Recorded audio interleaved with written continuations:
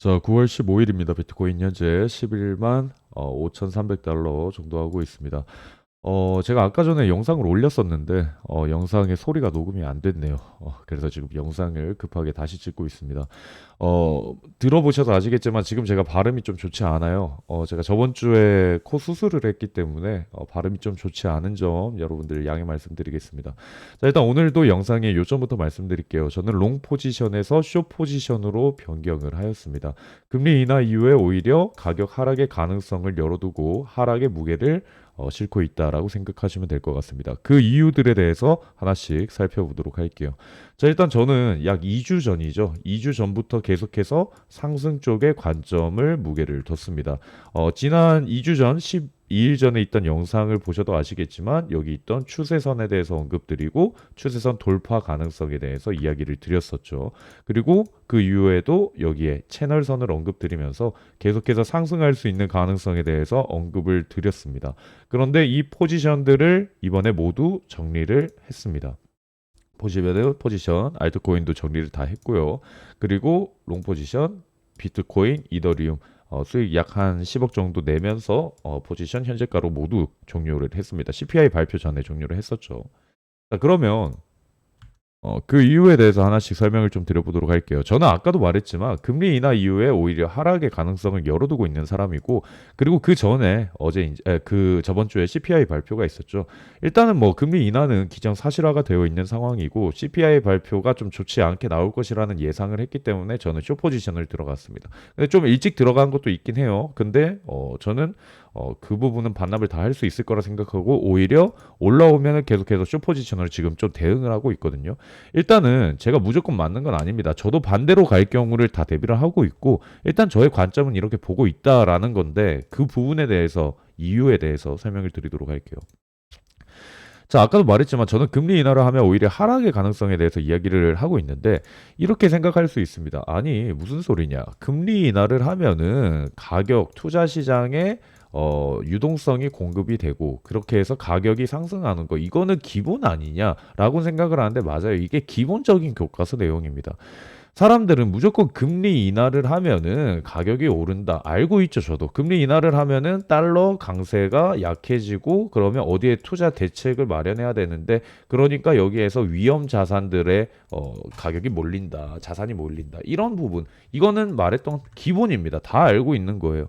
근데 이거를 알고 금리 인하만 하면 무조건 가격이 오른다라고 생각을 하는 분들이 있는데 이거는 아무도 몰라요. 금리 인하를 하는 주된 이유부터 좀 알아야 된다라는 거죠. 자, 보시면은 실제로 금리 인하를 했을 경우에 여기 같은 경우에는 가격이 하락을 했습니다. 이 당시에 2020년도죠. 금리 인하를 굉장히 가파르게 하락을 했습니다. 근데 금리 인하를 한 당시에 차트 보실까요? 가격은 하락을 하고 있는 걸 볼 수가 있죠. 금리 인하가 무조건 상승을 한다라는 공식이 아니라는 겁니다. 이 당시에 뭐가 있었습니까? 바로 코로나가 있었죠. 코로나 때 경기가 좋지 않으니까 거기를 부양하기 위해서 거기에서 아까 말했던 금리 인하 정책을 펼친 겁니다. 즉 금리 인하가 무조건 절대적이 아니라 그 당시 그 상황의 경제 상황을 봐야 된다라는 거죠. 그럼 지금 같은 경우에도 우리가 확인을 해봅시다. 금리 인하를 하는 주된 이유 다시 돌아가서 경제가 너무 좋아서 하는 게 아니라 경제가 둔화되거나 위험 요인이 커질 때 경기 부양을 위해서 하는 게 바로 금리 인하입니다. 물론 금리 인하를 하면은 여기 소비 증가, 투자 확대 유도가 목적이죠. 유동성이 공급이 됩니다. 이 부분은 맞아요. 그러니까 투자 시장에는 좋은 얘기다라는 그 교과서적인 내용은 맞는데 이게 절대적이지가 않다가 중요한 포커스입니다. 이거보다 다른 그 당시의 상황들, 경제 상황, 지표들 이런 것들이 더 중요하다라는 겁니다. 그래서 제가 이 얘기를 하는 이유는 뭐냐면 아까도 말했던 것처럼 금리 인하 무조건 상승. 아니 그러면 금리 인하 이제 하는 거 거의 90% 확정됐잖아요. 96% 기정사실인데 그러면 그냥 전 재산 몰빵하시면 되잖아요. 금리 인하가 무조건적인 상승을 하는 건 아니다라는 게 오늘 영상의 주된 목표입니다. 그리고 오히려 저는 반대로 하락을 할 수 있는 가능성에 대해서 언급을 드린다 했죠. 자, 그 이유에 대해서 설명드릴게요. 24년 9월입니다. 9월 18일 그리고 11월 7일, 12월 18일 제일 최근에 금리 인하가 있었던 거거든요. 이 당시에 9월에는 0.5포인트 비컷을 했어요. 그리고 0.25, 0.25 이런 식으로 하락을 했었는데 9월 18일 날 한번 볼게요. 비컷을 한 당시. 인플레이션이 2% 목표로 가고 있다라는 자신감에 대해서 파월 의장이 기자회견에서 이야기를 합니다. 그리고 시기적절하다라는 평가. 여기에서 지금 내용들 자체를 보면 뭘 볼 수 있냐? 자신감을 볼 수가 있다. 그리고 11월에 이제 0.25포인트 인하라고 하는데 여기에서 보면은 사전 정해진 경로는 없습니다. 데이터에 따라서 조정 가능성을 열어둡니다. 라고 합니다. 여기는 뭡니까? 살짝 반반이죠. 유연성을 보여줍니다. 이거 살짝 애매하게 말을 해요. 그리고 12월 달에 금리 인하 발표 당시에는 뭐라고 얘기하느냐. 상당한 진전을 언급을 얘기를 하고 물가가 여전히 높은 수준이다. 서두르지 않겠다. 천천히 라는 얘기를 합니다. 여기에서는 신중함을 보여줍니다. 자, 그러면 이 당시 이 파월 의장이 말을 했던 그 당시 상황들에 보면은 차트를 볼게요. 노란색 보시면 됩니다. 여기서 자신감 있게 말했죠. 그 당시에 그 이후에 가격은 엄청 상승을 합니다. 그리고 유연성을 보여줍니다. 그러니까 시장도 애매하게 움직여요. 이거 뭐야? 좋다는 거야? 많다는 거야? 근데 이제 다른 여러 가지 요인들 때문에 가격 상승을 했었죠. 그리고 아까 말했던 거 여기에서 12월 달에는 신중해야 된다. 서두르지 않고 이런 얘기를 합니다. 그러니까 가격은 어떻게 되냐? 오히려 하락을 했는 걸 볼 수가 있죠. 이번에도 마찬가지예요. 이번에도 금리 인하는 일단 할 겁니다. 할 건데 그 이후에 파월 의장이 어떤 얘기를 하는지가 중요하다라고 저는 생각을 하고 있습니다. 그래서 저 같은 경우에는 이렇게 생각을 해요. 저의 그냥 개인적인 생각입니다. 저는 지금 금리 인하가 일단 기정사실화가 되어 있잖아요. 일단 금리 인하 어떻게 되어 있습니까? 기정사실화가 되어 있다.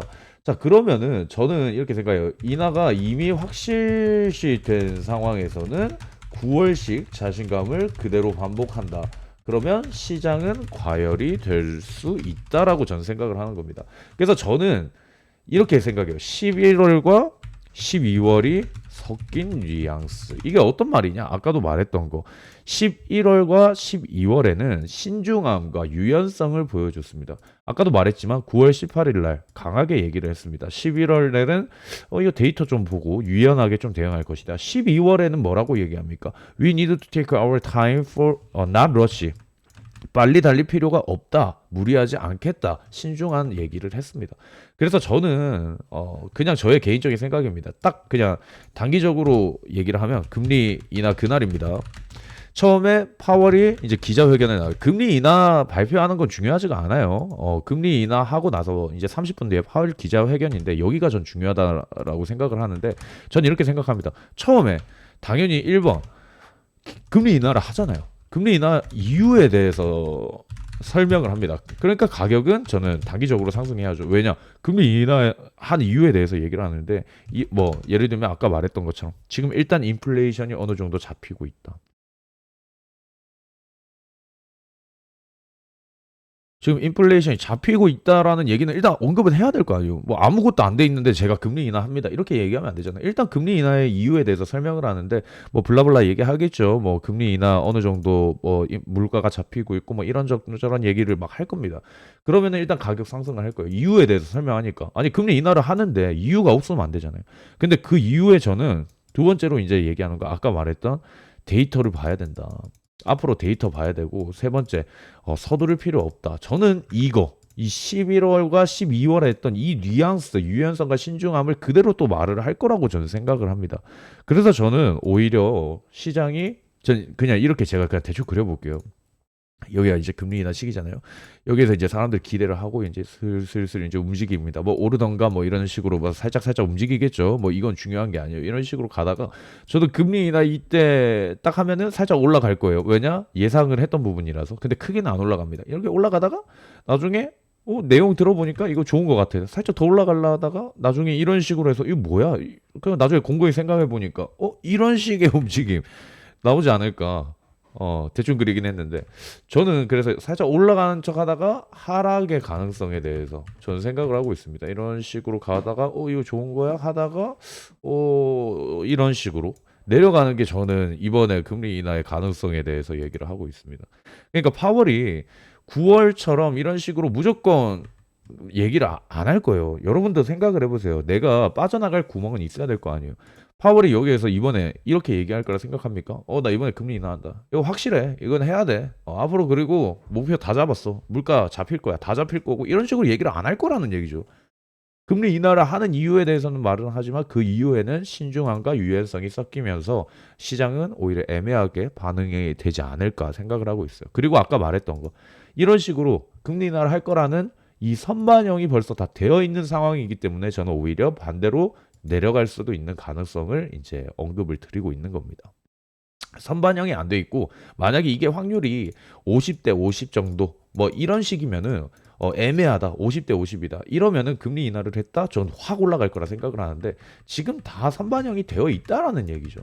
그렇기 때문에 큰 의미가 없을 것 같다라는 생각을 하고 오히려 하락 쪽에 가능성을 열어둔다라는 거를 여러분들이 참고하시면 될 것 같습니다.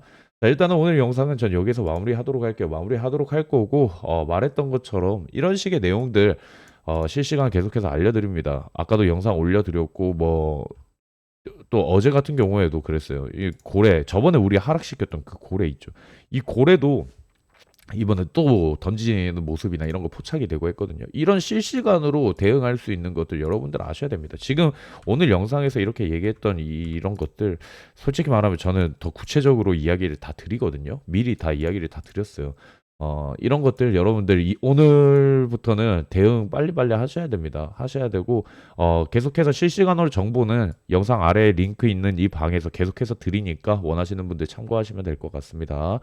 이번 주 준비 잘하시고 이벤트 크니까 여러분들 준비 잘하셔서 시드 꼭 지키시길 바라면서 영상을 마무리하도록 하겠습니다.